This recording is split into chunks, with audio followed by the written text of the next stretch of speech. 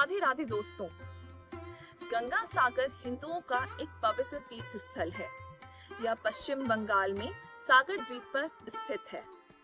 बंगाल की खाड़ी जहां गंगा समुद्र में मिलती है, इस संगम को गंगा सागर कहते हैं सारे तीर्थ बार बार, गंगा सागर एक बार।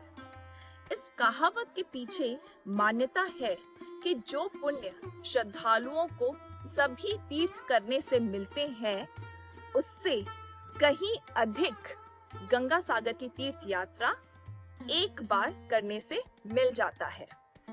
शास्त्रों के अनुसार गंगा सागर धाम में स्नान करने से 10 अश्वमेध यज्ञ और 1000 गाय दान करने का पुण्य मिलता है। मकर संक्रांति के दिन गंगा सागर में स्नान करने का जो महत्व है, वह कहीं नहीं है। इसलिए मकर संक्रांति को लोग भारी संख्या में यहाँ स्नान करने के लिए आते हैं। आइए आपको बताती हूँ गंगा सागर की कथा। दैविक काल में भगवान श्री हरि विष्णु ने कपिल मुनि के रूप में धरती पर अवतार लिया था।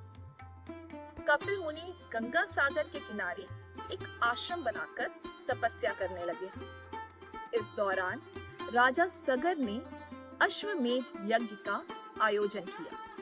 महाराजा सगर की 2 रानियां थीं। एक रानी से उन्हें एक पुत्र और दूसरी रानी से उन्हें 60,000 पुत्र थे। राजा सगर के अश्वमेध यज्ञ से डरकर राजा इंद्र ने उनका घोड़ा चुरा लिया और पाताल लोक में ले जाकर कपिल मुनि के आश्रम में बांध दिया।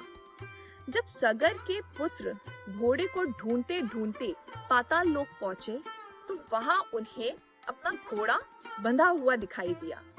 तो उन्होंने समझा कि तपस्या में बैठे मुनि ने ही उनका घोड़ा चुराया है, और वे कपिल मुनि को अपशब्द कहने लगे। ध्यान में बैठे हुए कपिल मुनि को क्रोध आया और उन्होंने अपने क्रोध की अग्नि से पूरे 60,000 सगर पुत्रों को जलाकर राख कर दिया।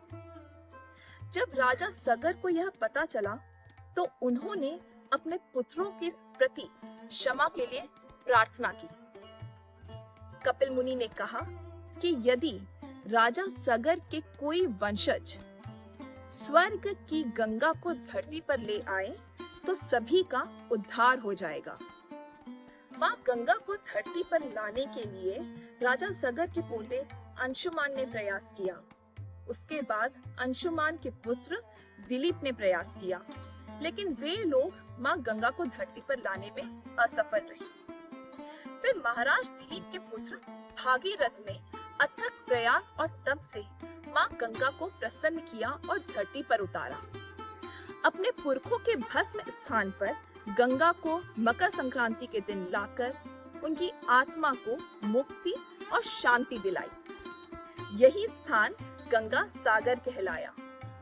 इसलिए यहाँ स्नान का बहुत अधिक महत्व है। यदि आपको यह कथा अच्छी लगी तो इसे लाइक और शेयर जरूर करें और इस चैनल को भी सब्सक्राइब करें। अपने सुझाव कमेंट सेक्शन में बताएं। मिलते हैं अगले वीडियो में ऐसी ही किसी रोचक कथा के साथ। तब तक के लिए राधे राधे।